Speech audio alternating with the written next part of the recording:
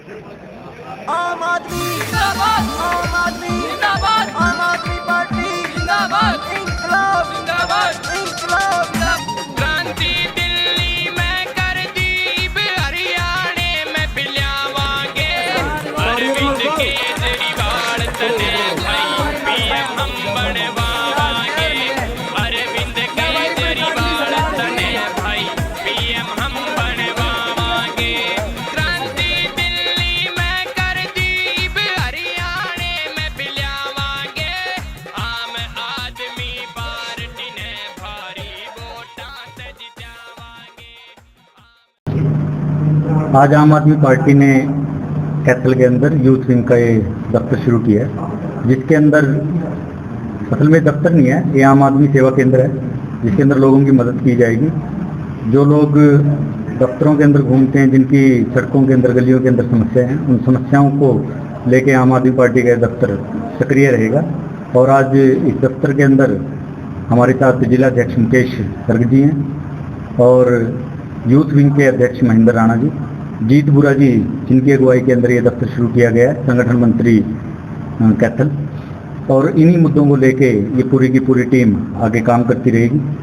और जैसे आप देख ही रहे हैं, पिछले 5 साल से बीजेपी और कांग्रेस के अंदर जो झगड़ा चल रहा है नगर पालिका के अंदर, कभी हटा देते हैं, कभी लगा देते हैं, और आज तक तो सिर्फ बजट ही पास नहीं कर पाए हैं, समस्याएं जो की त्यों हैं। इन सभी समस्याओं को लेके हम आगे की लड़ाई लड़ने जा रहे हैं। तो सर, आपने बताया ये आम आदमी पार्टी के यूथ विंग का दफ्तर है, तो क्या ये पहला दफ्तर है, इससे मेन दफ्तर कोई और होगा? इससे पहले भी हमारे दफ्तर चल रहा है डांड रोड के ऊपर, और लेकिन यूथ विंग की जो कार्रवाई होगी वो यहाँ से चलती रहेगी। तो यहाँ से किस तरह की एक्टिविटीज मैनेज करेंगे पार्टी? यहाँ से यूथ की समस्याओं को लेके, जिस तरीके से पेपर हर रोज लीक हो रहे हैं और सरकार उसके ऊपर कोई काम नहीं कर रही है, कानून इस तरीके का बना दिया कि जनसाधारण को उन समस्याओं का सामना करना पड़ेगा।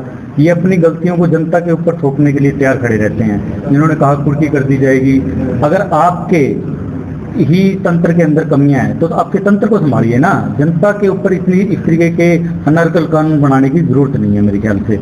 और इसी जैसे किसान आंदोलन के अंदर यूथ की मुख्य भूमिका रहेगी हमारी, और बेरोजगारी के मुद्दों के ऊपर यूथ आगे काम करता रहेगा। जी सर, क्योंकि आने वाले समय में चेयरमैन के चुनाव होने वाले हैं और साथ में जिला परिषद के भी, क्या आम आदमी पार्टी अपना कैंडिडेट उतारेगी? बिल्कुल, आम आदमी पार्टी 31 से 31 वार्ड कैथल के लड़ने जा रही है, और जिला परिषद के जो जिला परिषद है, ब्लॉक समिति है, उनके अंदर भी हम अपने कैंडिडेट्स को उतारेंगे। तो कब तक उम्मीद है कि लिस्ट आ जाएगी उम्मीदवारों की? मुझे लगता है अभी तो सरकार को ही फैसला करना है कि वो लड़ना चाहती है या नहीं लड़ना चाहती। सरकार के अंदर इतना भय है, वो चुनाव के नाम पे करनाल के अंदर उन्होंने किसानों के ऊपर लाठियां चलाई हैं। तो हमने कल दूसरा जलियांवाला बाग देखा है वहाँ पे। अभी तो सड़क के ऊपर लड़ाई लड़ेंगे, चुनाव के जब डेट डिक्लेयर हो जाएगी तो उसके बाद हम बिल्कुल चेयरपर्सन का चुनाव भी लड़ेंगे और सारे MC के इलेक्शन चुनाव भी लड़ेंगे। तो क्योंकि कई निर्दलीय उम्मीदवार ऑलरेडी मैदान में है, तो क्या उनमें से भी आम आदमी पार्टी को समर्थन देने का विचार कर रही है? जो भी व्यक्ति आम आदमी पार्टी से समर्थन मांगेगा, हम जिला टीम के साथ बैठ के ये निर्णय करेंगे कि कौन सा व्यक्ति हमारे पूरे पैमानों पे पूरा उतरता है और उनको समर्थन किया जाएगा। नहीं तो आम आदमी पार्टी अपना कैंडिडेट स्वयं उतारेगी। जिले की जो आम आदमी पार्टी की इकाई है, क्या उसका कुछ गठन है, वो पूरा हो चुका है? बिल्कुल, जिले की टीम पूरी हो चुकी है। हमारे सारे विंग, महिला wing, youth wing, SC cell, ये सारे पूरे हो चुके हैं। शहर की टीम तैयार है? शहर की टीम तैयार है, विधानसभा की टीम तैयार है। अब हम ब्लॉक लेवल की टीम और बूथ की टीम पे काम कर रहे हैं।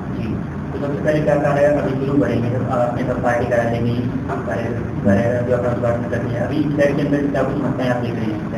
अभी जनसाधारण को तो कोई फैसिलिटी मिल ही नहीं रही है। अगर देखें तो वोट डालने के बाद तो हम यही देख रहे हैं कि सरकार कुछ करेगी। पिछले 3-4 साल से तो कमेटी का और MC का झगड़ा ही चल रहा है। आज तक तो सफाई के अंदर इतना बड़ा घोटाला निकल के आया है। लीलाराम गुर्जर एक बार बोले और यहाँ के विधायक बोलने के बाद चुप हो गए। पता नहीं उनके ऊपर दबाव आया है, उनका हिस्सा आ गया, मैं इस बारे में स्पष्ट नहीं कह सकता, लेकिन कोई तो कारण हुआ कि उनके मन में खोट आया और उस मुद्दे को उन्होंने तुरंत दबा दिया। सरकारी अस्पताल में काफी करप्शन के मैटर सामने आ रहे हैं, 11 कर्मचारी टर्मिनेट हुए हैं, उसके ऊपर सरकार पे कुछ कहना चाहिए? मैं जब भी वहाँ देखता हूँ तो पूरा जो अस्पताल चल रहा है फर्जीवाड़े से चल रहा है। बेड खाली पड़े हैं, प्रसव महिलाएं जो आती हैं, प्रसव होता है बाथरूम के अंदर और उनको संभालने वाला कोई नहीं है। इस तरीके की जघन्य चीज़ें जब देखते हैं तो ऐसा लगता है कि यहाँ हॉस्पिटल होना नहीं चाहिए। वो कत्ल खाना ज़्यादा है और हॉस्पिटल कम है।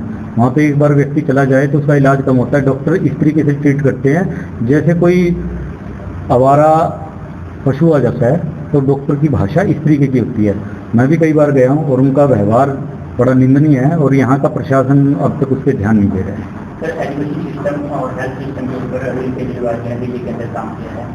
यहाँ पर देखते हैं हेल्थ सिस्टम को और यहाँ पर एजुकेशन सिस्टम को सरकारी स्कूलों, तो उसके लिए कैपिटल की जो टीम है आम आदमी पार्टी की, वो डिफरेंस की सरकार तय करेगी और क्या रोडमैप तय करेगी, क्योंकि जो व्यक्तियों को यहाँ पर उनकी कमी को निकालेगी। अभी तो देखिए हम विपक्ष में हैं। अगर शिक्षा की बात करते हैं तो मेरे ख्याल से शिक्षा का तो तंत्र ही खत्म हो चुका है सरकारी तौर पे। आपका गली नंबर 2 का स्कूल बंद हो चुका है, जितनी मेरी जानकारी है।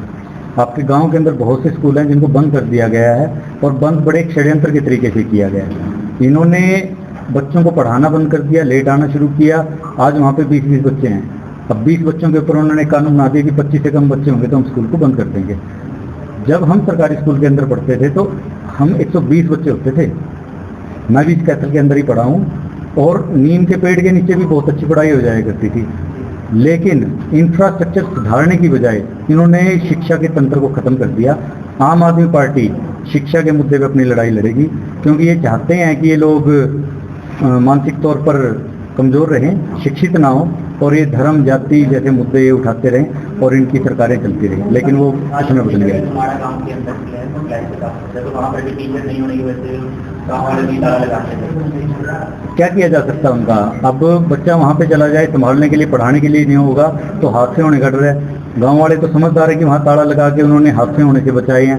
अगर रामगढ़ के अंदर देखोगे तो स्कूल की दीवार 2 बार ढह चुकी है। वहाँ पे बारिशों के अंदर कमरों तक के अंदर पानी पहुंचा है। तो ये सारी चीज़ें हमें पता है, देखते हैं हम। लेकिन विपक्ष में होने के नाते सिर्फ मुद्दे उठाए जा सकते हैं हमारे माध्यम से, लेकिन ये सरकार करने के नाम पे सिर्फ लाठियां चला सकती हैं, मजदूरों के ऊपर, किसानों के ऊपर, बच्चों के भविष्य से खिलवाड़ कर सकती है पेपर लीक करके।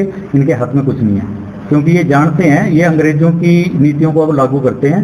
कल जलियांवाला बाग का कांड हुआ है, सेम था, उसमें कोई फर्क नहीं था। किसानों को बैठे हुए उन पर लाठियां चलाई गई हैं।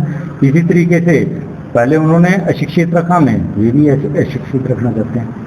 आपकी पार्टी सबसे पिछले चुनाव के अंदर गठबंधन में रही जनता जनता पार्टी, आज भाजपा संगठित है गठबंधन के अंदर है, तो क्या उसकी भागीदारी की मांगते हैं? मुझे लगता है बीजेपी से कहीं ज़्यादा जेजेपी जिम्मेवार है। अगर आम आदमी पार्टी के अरविंद केजरीवाल जी की तरह उनके अंदर मादा होता और वो कुर्सी को लात मारने की हिम्मत रखते तो शायद पूरा हरियाणा उनके साथ खड़ा होता। हम भी शायद सोचते कभी कि उनसे गठबंधन किया जा सकता है। लेकिन मौका परस्त होने के बाद सिर्फ अपनी जेबें भरने के लिए वो लोग सत्ता के अंदर बैठे हैं, चाहे वो बीजेपी हो जेजेपी हो, कोई फर्क नहीं पड़ता। हमने विश्वास दिखाया था कि नए लोग आए हैं, शायद ये लोगों के लिए भला सोचते हैं। हमारा वो गलत था सोच, और आगे आने वाले समय में पार्टी इंडिपेंडेंट इलेक्शन लड़ेगी और हम पूर्ण तरीके से सड़क पे इस चीज़ की लड़ाई लड़ पाएंगे।